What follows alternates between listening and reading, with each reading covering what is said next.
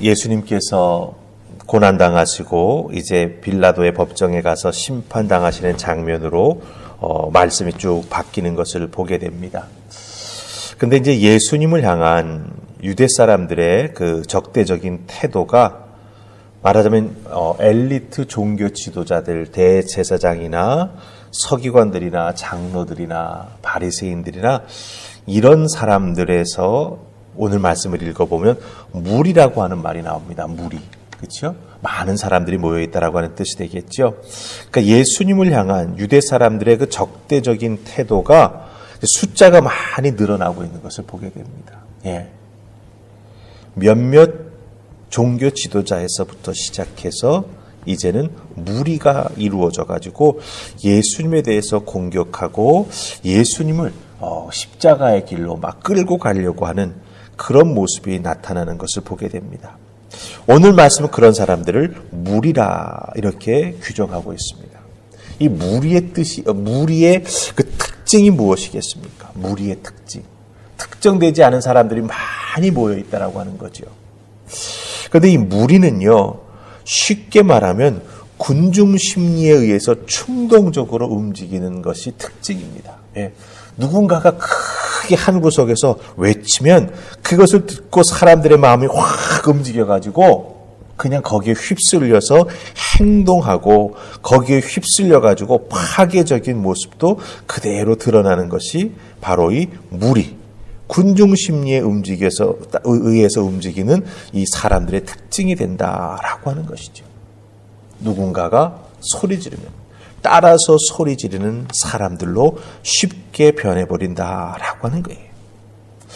누가는요, 이 누가복음에서 예수님께서 십자가를 향해 걸어가시는 과정에서 이 무리들이 종교 지도자들에게 의해서 이용당하면서 그 과정에서 드러나는 인간의 참 비참한 모습이죠. 비열한 모습이죠. 그와 같은 모습을 있는 그대로 보여주고 있다라고 하는 거예요. 종교 지도자들은 그들을 이용하고 그들에게 이용당하는지도 알지도 못하면서 소리 지르고 흥분하는 그 인간의 모습을 그대로 누가는 우리에게 보여주고 있다라고 하는 것입니다. 자, 그렇다고 한다면요, 이 누가가 그대로 보여주는 이 모습, 인간의 이 모습을 보면서 우리는 무엇을 깨달아야 할까요? 우리들의 신앙생활에 나아가면서 어떻게 이런 인간들을 이해해야 될까라고 하는 것이죠. 자, 우리 말씀 한번 같이 살펴보도록 하십시다. 1절과 5절 말씀을 읽으십시다. 중간에 있는 말씀을 읽지 않고 1절 읽고 5절을 읽도록 하십시다. 자, 찾으셨죠? 같이 읽습니다. 자, 시작. 무리가 다 일어나 예수를 빌라도에게 끌고 가서 5절로 갑니다. 무리가 더욱 강하게 말하되 그가 온 유대에서 가르치고 갈릴리에서부터 시작하여 여기까지 와서 백성을 소동하게 하나이다. 아멘. 자, 우리가 1절과 5절 말씀을 읽었습니다. 무리가 예수님을 빌라도에게 끌고 왔다라고 1절은 말해주고 있습니다. 그 다음에 5절 말씀은 빌라도가 예수님에게서 별 죄목을 찾지를 못하는 모습을 딱 보게 되자 아주 대놓고 노골적으로 빌라도에게 압박을 가하는 모습이 5절에 나타나고 있습니다. 그래서 더욱 강하게 말하되, 그러면서 예수는 이런 죄를 졌다라고 빌라도에게 아주 막 대놓고 말하는 것을 우리가 보게 된다라고 하는 거예요. 이 5절에 나와 있는 더욱 강하게라고 하는 이 표현이 있지 않습니까? 더욱 강하게.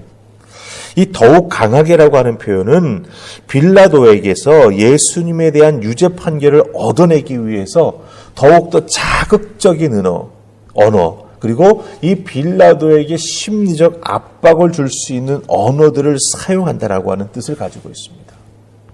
그냥 목소리만 크게 하는 게 아니라 사용하는 언어 자체가 빌라도를 막 압박하는 단어들을 쓰고 있다라고 하는 거예요. 당신 우리말 안 들어주면 나중에 큰일 당해, 이런 느낌을 받을 수 있도록 이 무리들이 빌라도를 강하게 압박하고 있다라고 하는 것이죠.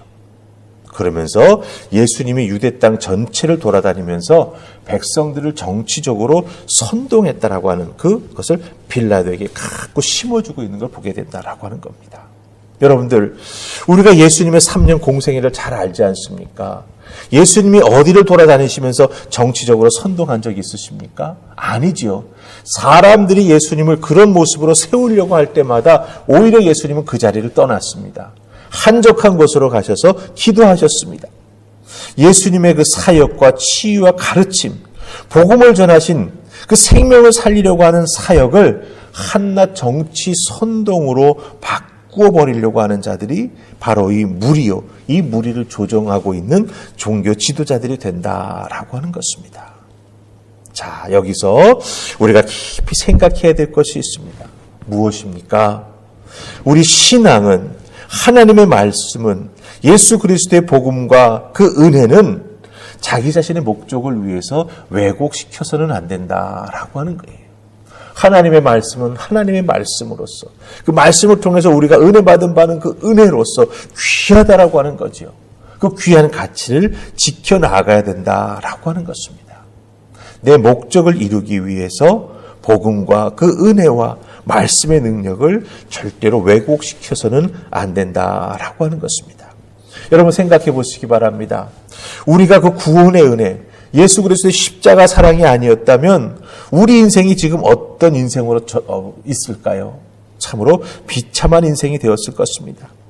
그런 은혜를 덧입은 우리들의 신앙을 힘써 지키기 위해 진리를 더욱 바로 깨달아 알아야 이 왜곡되지 않고 왜곡당하지 않는다라고 하는 거예요.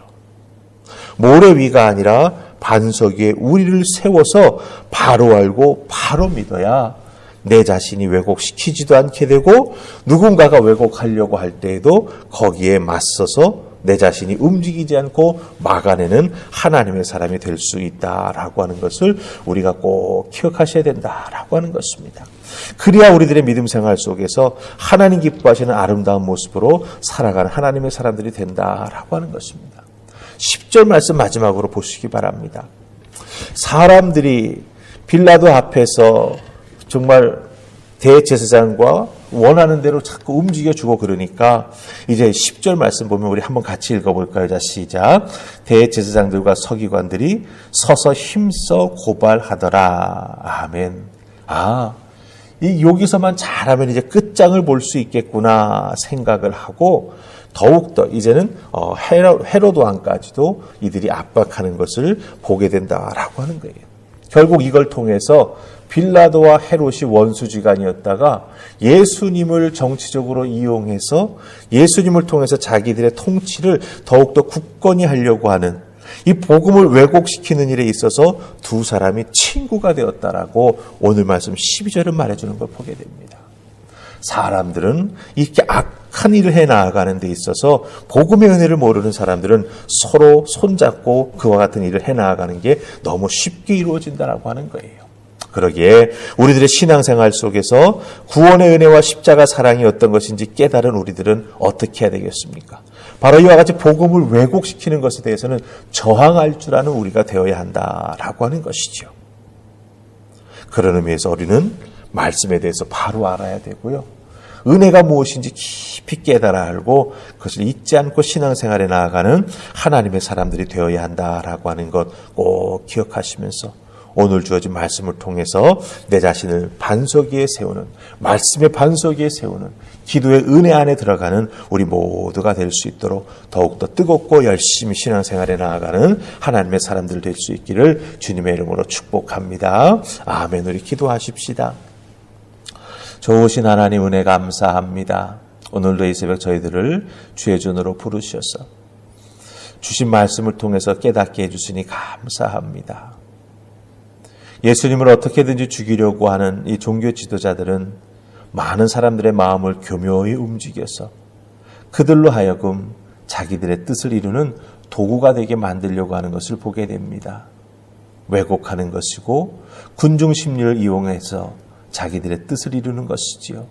우리 믿음의 사람들은 이와 같은 일에 휩쓸리지 아니하도록 바른 믿음, 흔들리지 않는 믿음의 소유자, 말씀의 반석 위에 우리의 믿음의 기초를 놓는 우리 모두가 되게 하여 주시옵소서. 바로 알아야 바로 믿을 수 있고 바로 믿어야 휩쓸리지 않습니다.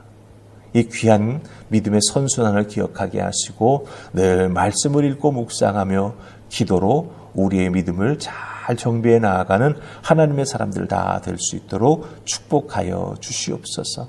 오늘 주어진 나의 삶의 자리에서도 주님만 바라보며 살아나가는 우리 모두가 되기를 소원하옵고 예수님 이름으로 기도하옵나이다. 아멘.